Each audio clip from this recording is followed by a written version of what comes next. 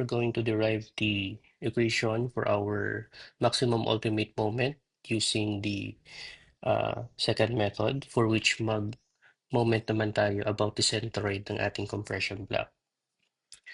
So, to do that, first magkakaroon tayo dito ng equilibrium for which we're going to sum up all of our forces to be equivalent to zero. So, yung goal natin dito is to determine another equation for our depth ng ating compression block na A.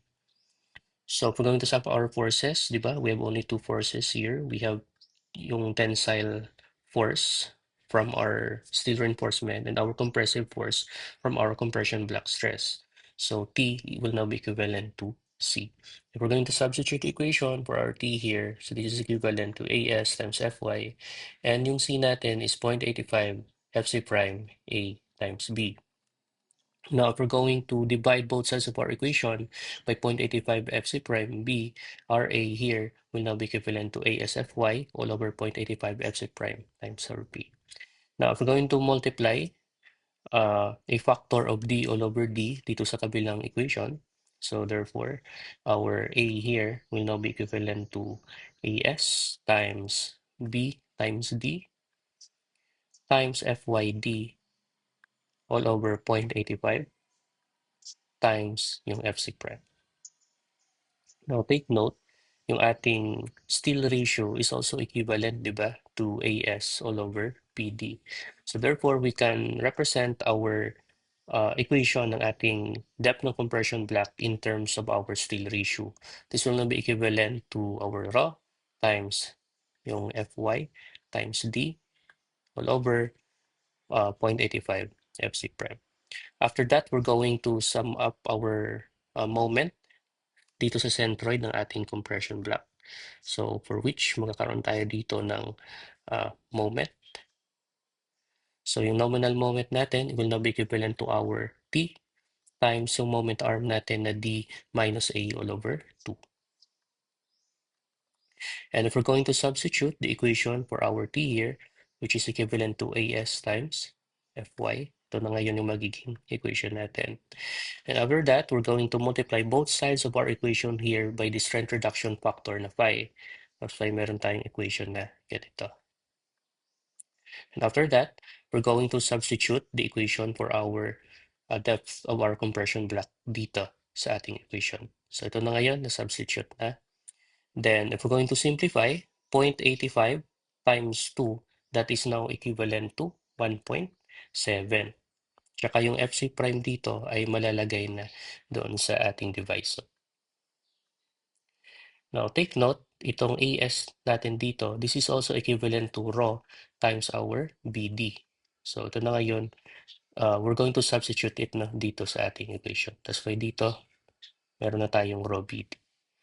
Then, after that, we're going to simplify again. So, D times D, that is equivalent to D squared.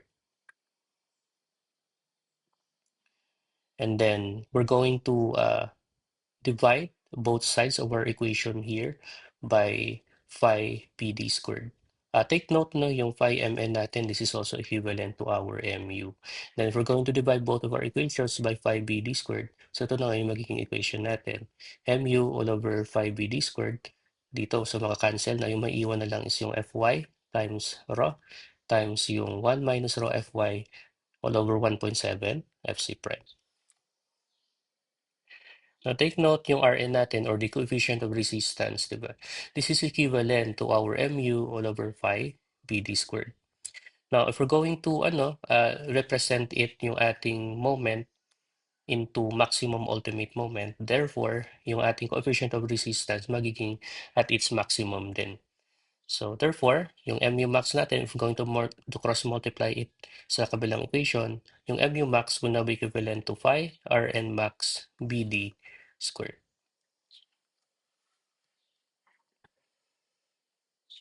So, also, itong equation natin dito na mu all over phi bd squared can be represented also by Rn max. So, in short, yung ating Rn max ngayon will now be equivalent to our Fy times yung ating raw, magiging raw max na ito, minus times 1 minus ang ating raw max times ang ating Fy all over 1.7 times our Fc prime. So ito na ngayon yung derived na equation ng ating Rn max, no, para ma-solve natin yung ating Mu max. And when it comes to the strength reduction factor na phi, so same pa rin yung principle. So yung phi natin will be equivalent to this equation, yung equation ng ating strength reduction factor for transition if yung ginamit ninyo na strain ng tension steel is 0.004. If 0.005 naman yung ginamit ninyo na strain ng tension steel, so therefore, yung phi natin is equivalent to 0.9 kasi nasa tension control ito. So ito yung derivation ng ating Mu max. Considering na mag-sum up tayo ng moment about the centroid ng ating compression block. So next is magkakaroon tayo ng example for which gagamitin natin yung method 1 tsaka yung method 2 in solving for the Mu max. So dapat dapat the same, no, yung value na makukuha natin.